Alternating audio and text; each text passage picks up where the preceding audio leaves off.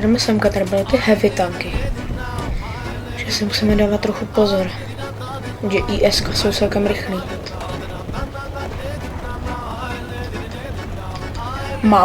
Mouse? Kamu, tak to helno. Dáme se IS-3.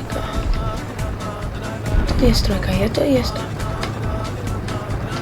Mě tady bude zkoušet flanknout.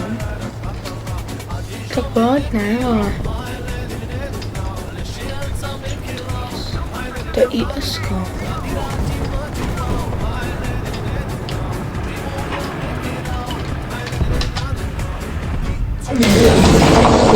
Tak dělej.